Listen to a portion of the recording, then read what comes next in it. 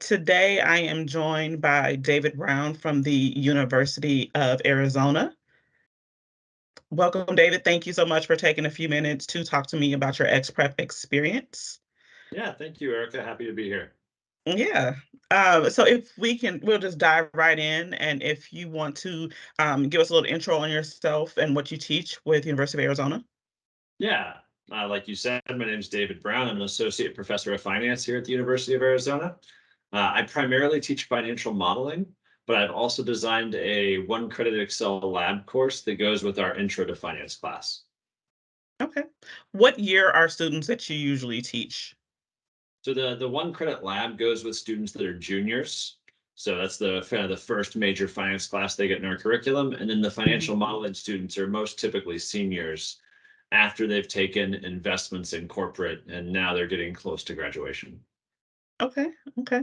So, for your financial modeling courses and even the one credit Excel, what was your experience like trying to navigate those before you started to use XPrep? It was a lot of manual grading, and Mm. it was kind of split between manual grading of group projects and final assignments, final projects, and then lots of assignments I'd give the students that I grade based it on completion. So I would Mm. tell them, here's an assignment, here's what the answer you should get is, just turn in your completed model. I'll check that you turned it in, but really, I'm not going to check it. So it's up to the student to see is it right or wrong, and then come get help on correcting it. Okay.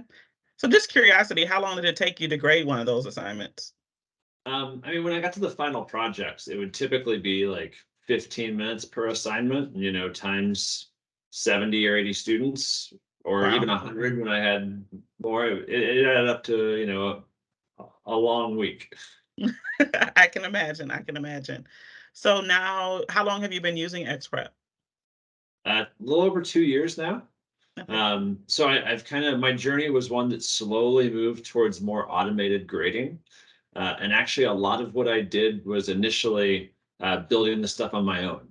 And so, I would build a file that would have answer cells in particular places that I would check and kind of aggregate the answers on one tab.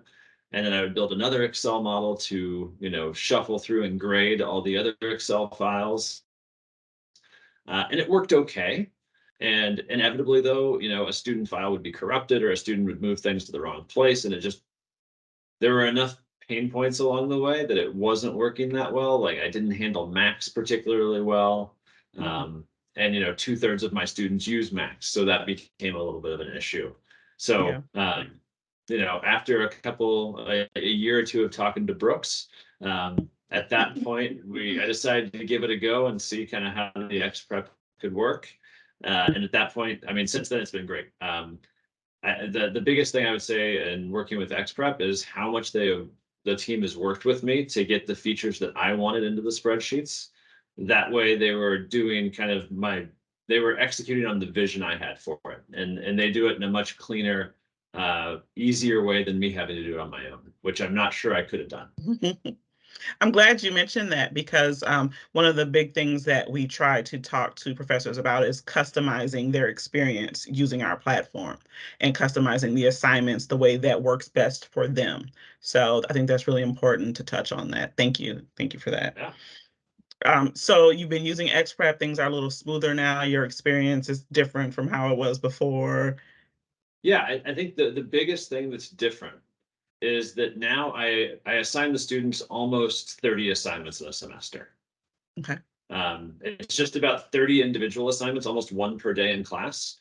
And then I Mhm. also give them group assignments. So it's really more than 30. And, I implemented a flipped classroom model. So by the time we do the video watching quizzes and kind of in class activities that I have, plus the assignments, we're doing like 150 different graded things in a semester. Oh my And goodness. that would not be possible without XPrep. I wouldn't have tried to do it otherwise. Wow. Um, Yeah. and what I think is great about it is it allows the students to be held accountable much Mhm. more than my old way of doing things, right? Mhm. I had kind of the same assignments. It Mhm. would just, I'd expect the students to do it. And I knew not all the students were doing it, but I kind of took a kind of laissez-faire approach and said, the students that want to learn will learn. And Right. since then, I take a much more paternalistic approach and say, almost like a personal trainer, like, here Mhm. I'm giving you your exercises to do these exercises, complete this before next class, get it done, Mhm. and you will do well and you will learn. Right. And so by giving them all these assignments, I'm holding them more accountable, but Mhm. I'm also giving them more guidance, because that's one thing I also like about these is I can give them the answers along the way, so Mhm. they can do a lot of the learning on their own without having to, stop and send me an email. They can fight through a small thing without getting stuck at a big problem and wait for office hours. Right, right. Great point. We do have the option for feedback to kind of give them one chance, and then they get a set of feedback that kind of directs them to try a different approach. Another set of feedback can say, no, you're almost there, but something else. So Yep. there are layers of feedback that professors can provide that helps students figure it out without saying this should be this answer. Yeah. Yeah, Yeah. exactly. Yeah. And I can imagine you trying to navigate so many students with so many assignments. I teach intro to business and marketing courses. So I have them write papers and do marketing and business plans. But I can imagine the level of commitment for that level of students. It's amazing. I applaud you for that. It's a lot. Thank you. And it was a huge effort that I got tenure 2 years ago. Mhm. And so I kind of made this conscious decision to focus more on my teaching and try to build out this suite of assignments and ways to connect with the students. Mhm. And I think I'm really happy with how it's turned out. The biggest thing is that you see the students kind of in the middle of the distributions, from say like the 20th to 80th percentile. Mhm. They're getting it much better than they used to, right? I'm covering the same material with very similar assignments.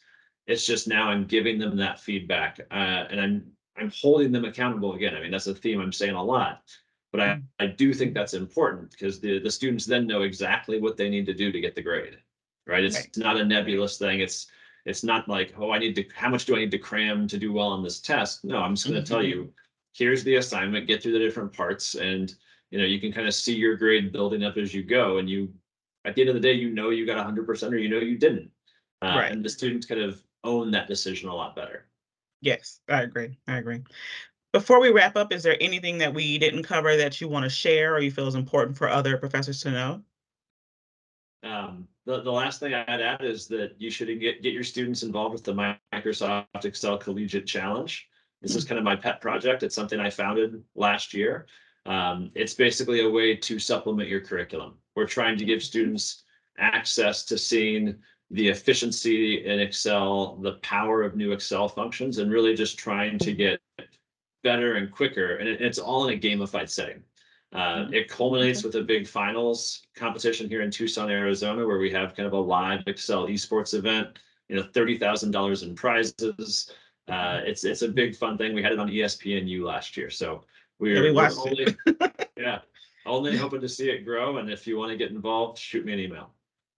Awesome. Well, thank you so much for your time, David. Yeah, thank you very much, Erica.